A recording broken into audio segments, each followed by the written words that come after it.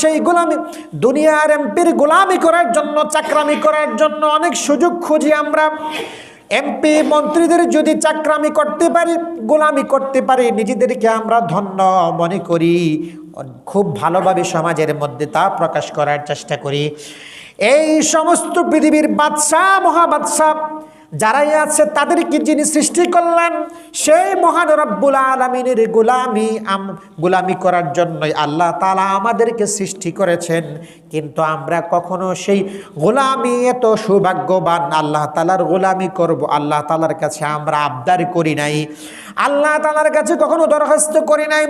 মহান রব্বুল আলামিন দয়া করে তার রহমত দিয়ে আমাদেরকে তার গোলামি করার জন্য ঈমানদার হিসেবে, মুসলমান হিসেবে দুনিয়ার মধ্যে পাঠাইয়াছেন। এইটাই হচ্ছে আমাদের সবচাইতে বড় সৌভাগ্যবান। আর এই গোলামি করার জন্যই যে আল্লাহ তাআলা আমাদেরকে পাঠাইয়াছেন, এর বর্ণনা আল্লাহ তাআলা দিচ্ছেন, ওয়ামা খালাকতুল জিন্না ওয়াল ইনসা ইল্লা লিয়াবুদুন। আমাদের সবচেয়ে বেশি গর্ব করা উচিত, এমপি মন্ত্রীর যদি কেউ চাকরামি গোলামি করতে পারে, তারা যেমন গর্ববোধ করে, এর চাইতে হাজার লক্ষ কোটি কোটি গুণ বেশি আমাদের গর্ববোধ করার দরকার।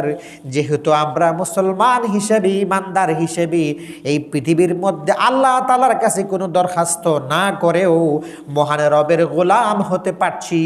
মহান রবের গোলামি করার জন্য আল্লাহ তাআলা আমাদেরকে সৃষ্টি করেছেন। এই কারণে আমরা সব সময় বেশি বেশি শুকরিয়া আদায় করব।